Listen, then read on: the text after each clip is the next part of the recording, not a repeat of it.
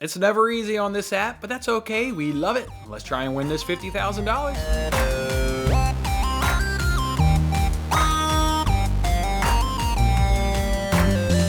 Hey there, everybody. What's going on? It's Jason Mattis, of course, with Winning Bets. Thanks for hanging out with me on this episode.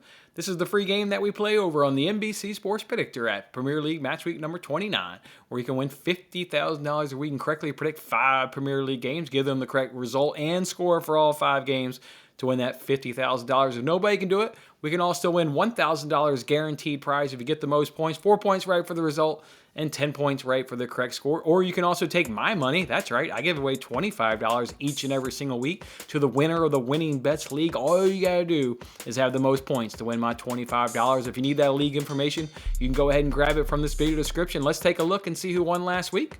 It looks like we had a 3-way tie with 22 points. So whenever we have a tie of 3 or more, we roll the $25 over to the next week. So that means this week, right now, it's worth $50. So good luck, good luck to everybody coming up this week. Good job last week, but big stakes, $50 are on the line this week. As I said in the opening, this is a tough game. Boy, this is a tough game, but sure do love it. Let's jump on into it and see if we can do it this week.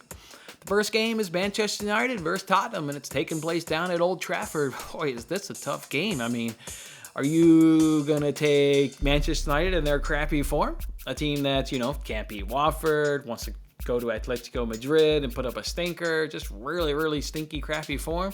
Or do you want to back Tottenham's inconsistency, a team that wants to go out and demolish Leeds, a team that wants to go out and demolish Everton, within a team that wants to go up and throw up a stinker up against Burnley? Man, a lot of inconsistency going on there with Tottenham. What I do like in this game, though, is I do like the fact that I think both teams will be able to score over the course of 90 minutes. I think one of them will even try to find a winner. I think you will get more than 2.5 goals in this game. I think it could be a real cracker, but in terms of putting real money, I'd be definitely hesitant on that. Just too much inconsistency with these two teams. And like I said, United's crappy form. United's obviously got Champions League coming up midweek at Old Trafford, so if there comes a point in this game that it gets kind of out of hand, maybe then they pull back some players and then it gets kind of way out of hand. So predicting these correct scores can always be difficult as to what happens in the last 10 or 15 minutes of these matches. So I'm going to say, though, that we're going to get a good game of football and we will get goals, but I have a hard time picking a separation between these two teams. So give me a 2-2 draw. It'll be a 2-2 draw at Old Trafford between United and Tottenham. The next game takes us to West Ham versus Villa. This game I kind of look forward to watching, right? Two good defenses, at least in the current moment, and especially at home there at the Olympic Stadium with what we know what West Ham can do at home. They've got to pick themselves up. Obviously, coming up off a loss there midweek in Europa League, 1-0 loss down there to Sevilla in Spain. So they'll need to look to bounce back from that performance, but also maybe save themselves for a return leg by Sevilla coming up in the Europa League. A team that I think they actually want to take that contest serious, because if they should fall out of this top 4, boy, a route to the European football next season would be through Europa League. And you look at the teams left in Europa League. I know why you may have Barcelona and still what have you still in there, but West Ham's got to be towards the top of that list in terms of contenders to win Europa League. So it'll be interesting to see how they play this match with Villa.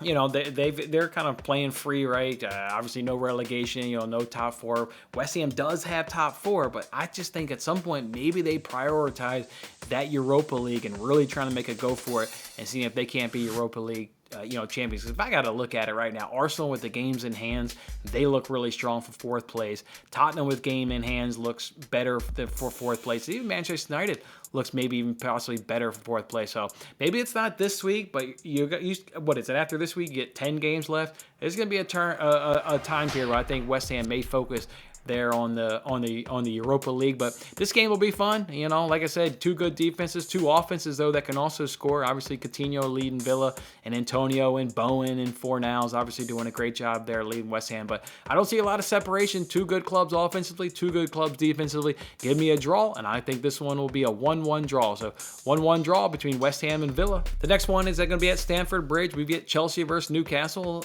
This one will be interesting. Both teams obviously played on Thursday there in the Premier Premier League. Chelsea went ahead and knocked away Norwich 3-1, and Newcastle got a nice win up against Southampton. Southampton had been looking good. Maybe they did have a dip before that game, but now Southampton's got a 2-game dip.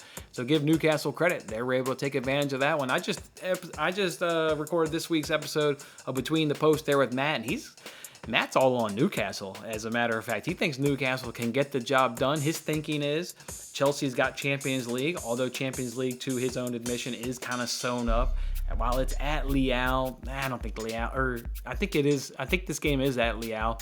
I think that's why there's maybe a little bit of hope. If I recall correctly, this one's at Leal. But either way, it does feel like the Champions League is kind of wrapped up, but they've got to focus on that. They've got to focus on this, though, because Arsenal's only 5 points behind Chelsea for third place, and they've got a game in hand, so they can't just kind of, can't dismiss this game. Chelsea's obviously got tons of turmoil going on with their club being frozen in terms of assets-wise because their owner is a Russian. So turmoil galore going on in Chelsea. I think they'll still get the job done, but I think Newcastle is going to give them tons of fits. I wish we could see lineups, because if we got a lineup that played against Norwich, I think maybe Newcastle could maybe surprise them. But if you get Conte coming back in the squad, I mean, you saw what he did against Norwich. The game was completely settled once Conte came in, and it was all done and over for Norwich. So everything that they had done in that second half was just, it ended once Conte stepped on the pitch. So we're not going to get the benefit of seeing lineups. I think that is pretty big to kind of know what they're going to do in this match because of that Champions League game midweek. But I'm going to go ahead and say Chelsea can still get the job done. Newcastle will score, though. Give me a 2-1 finish there for Chelsea. So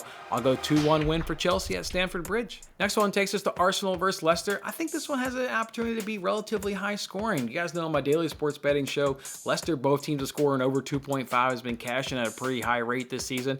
Arsenal's got an absolutely really good offense. They've got a good defensive wise, though, but I think Leicester has enough to get one goal at least on this one right here. Big difference here in goal differential. Listen to this, big difference. The Gunners' goal differential in the season is 41-29, meaning they score 41 goals and they've only conceded 29. The Foxes is 40-43. That's why when I say this game can be high scoring, because Leicester is still scoring, but my gosh, they've conceded almost more goals than what they've scored at 43 goals. So I think that is the reason why I'd like Arsenal to win this game for sure.